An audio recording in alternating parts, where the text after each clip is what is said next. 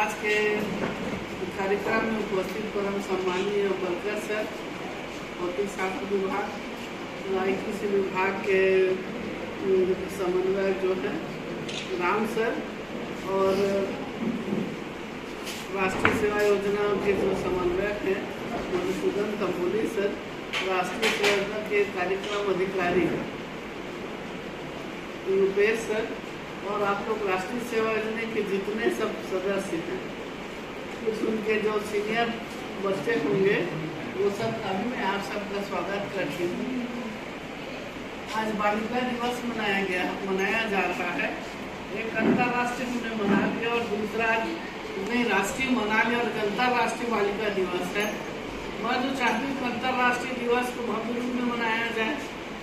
आज से हम ये कहते हैं कि हम तंबोली सर से अनुरोध करते हैं कि हम इसको औपचारिक रूप नहीं बल्कि बालिका दिवस है तो भव्य बनाए, राष्ट्रीय को मनाएंगे क्योंकि ऐसे भी क्या है हमारी बालिकाएं उपेक्षित तो नहीं कह सकते, लेकिन ऐसे बहुत सारे जो नारीवादी विचारक को लोग कहते हैं कि स्त्रियां दोयम दर्जे की है और बहुत सारा नारी जागरूकता को लेकर के आंदोलन हुए, शिक्षा की व्यवस्था की गई आगे बढ़ने के लिए और फिर नारी सशक्तिकरण की आवाज उठी कि नारी की स्थिति कैसे सुधरेगी जब उसकी स्थिति को सशक्त किया जाएगा। और नारी सशक्तिकरण का अर्थ क्या होता है?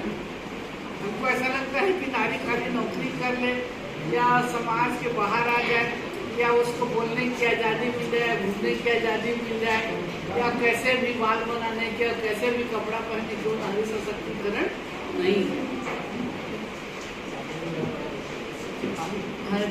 सशक्तिकरण का मतलब होता है हम लोगों को एक दिशाहीन हो रहे हैं नारियां, इसलिए दिशाहीन हो रहे कि हमको लगता है कि कुछ भी पहनना, कुछ भी खाना, कहीं घूमना यही आज़ादी, ये आज़ादी नहीं है।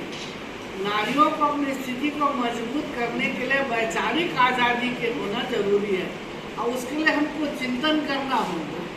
दो प्रकार की नारी समाज से हमारा पाला पड़ रहा है, एक पाश्चात्य विंग है और एक भारतीय वुमेन विंग है और हमारा जो विचारधारा पाश्चात्य का कभी एक साथ मिल भी नहीं सकता, क्योंकि उनके भाषा, संस्कृति, आचार, विचार, धर्म, साहित्य, नैतिकता, कला, उनकी परंपराएं, उनकी रूढ़ियां बिल्कुल अलग है और हमारे देश की जो मूल व्यवस्थाएं हैं, जो परंपरा है, जो रीति रिवाज है वो बिल्कुल अलग है।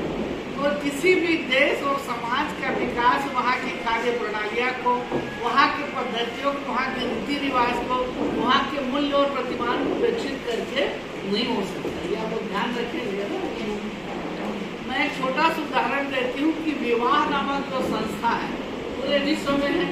विवाह नामक संस्था का अर्थ क्या होता है कि जब दो विषम लिंगी माने स्त्री या पुरुष एक दूसरे के साथ चाहे धार्मिक मान्यता के आधार पर या सामाजिक मान्यता के आधार पर या कानूनी मान्यता के आधार पर एक दूसरे के साथ रहते हैं और परिवार नामक संस्था को जन्म देते हैं तो उसे कहा जाता है विवाह। विवाह कोई साधारण चीज नहीं है और विवाह कोई प्रेम भी नहीं है। जैसे हम लोगों को लगता है ना कि बच्चों को, तुम लोग जहाँ पर लगता है कि विवाह माने हम जिसको पसंद करें, विवाह एक व्यवस्था है, वो कोई प्रेम व्यवस्था नहीं है। जिससे विवाह हो उसे जरूरी नहीं प्रेम होगा और जिससे प्रेम हो उसे विवाह नहीं होगा। और आज आप जिसको प्रेम कर रहे हैं करो आपसे उसके प्रति आपके मन में घृणा आ जाएगा, आपको लगेगा कि फालतू उसके चक्कर में फंस गई। इसीलिए वैवाहिक संस्था का जन्म हुआ और इसलिए कि विवाह एक व्यवस्था है जहाँ पर दो स्त्री पुरुष एक साथ तो मिलते ही है, उसके साथ दो परिवार मिलता है, दो रिश्तेदार बनते हैं और सामाजिक दोस्तों समुदाय मिलता है और एक दूसरे के साथ अनेकों प्रकार के रिश्ता में बन करके एक सामाजिक व्यवस्था का निर्माण होता है।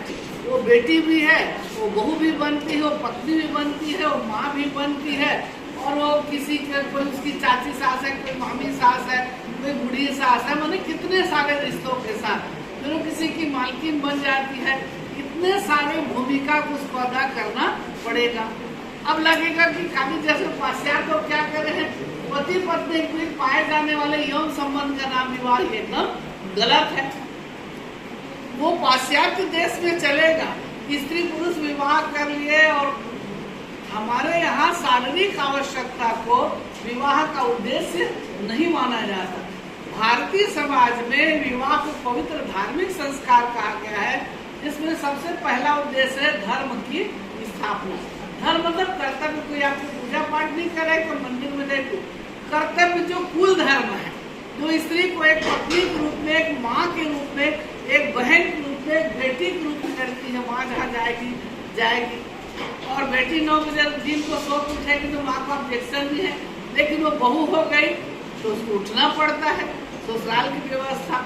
और बहू तो के रूप में ले दे के उठेगी रोग आके, लेकिन जब वो माँ बन जाती है बिना किसी की उठाए हो जाती है। जैसे ही किसी लड़की का यदि बच्चा पैदा हुआ तो ऐसा संसार में कोई स्त्री नहीं जो सोएगी। वो रात में 3 बार 4 बार अपने आप उठती है कि मेरे बच्चा का बिस्तर गीला तो नहीं हो गया, मेरे बच्चे को भूख तो नहीं लग रही है। वहाँ पर वो ऑनलाइन रह करके इसमें मोबाइल में 9 बजे तक नहीं सोती है क्योंकि माँ बन गई है, माँ भी की भूमिका में है। मतलब हमारी भूमिकाएं बदल रही है ना, तो हम यदि इस भूमिका को अदा नहीं करेंगे तो समाज का विकास नहीं होगा।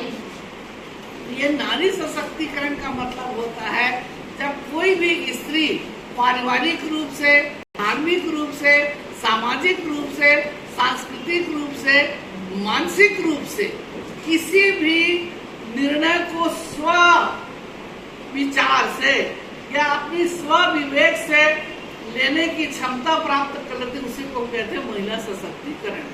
कोई भी कार्य हो, जब महिला अपने स्व विवेक से निर्णय लेने के लिए सक्षम है तो उसको हम कहते हैं महिला सशक्तिकरण। तो आप लोग ये ध्यान रखिए कि महिला सशक्तिकरण का मतलब कुछ भी पहनना नहीं। आप कुछ भी पहन सकते हो, आपकी जो पसंद है, जो भारत में चल रहा है वो ड्रेस पहन सकते हो, या आप पाश्चात्य भी बनते हैं तो आपका जो विवाह होगा वो पवित्र धार्मिक संस्कार माना जाएगा, जिसमें स्त्री किसी के साथ विवाह करती तो तब तक वो सेकंड मैरिज नहीं कर सकती जब तक पहले के साथ उसका या तो तलाक ना हो जाए या उसकी मृत्यु ना हो जाए। ये कानून ने भी जोड़ा ना, पहले ऐसा भी नहीं था। 1955 के पहले जब हिंदू विशेष विवाह अधिनियम नहीं बना था तो ये व्यवस्था थी कि कोई भी स्त्री या पुरुष का संबंध 7 जन्मों का संबंध है। जो आदमी तो चलाएगा ना, भैया 7 जन्मों तक साथ रहना है तो इसी जन्मों को रोज होकर निकाले काहे लड़ेंगे। तो बच्चे यतीम भी नहीं होते थे। भैया यदि स्त्री पुरुष लड़ता है तो उसका बच्चा अनाथ होगा ना, या तो माँ के पास रहेगा या पिता के पास रहेगा। माँ के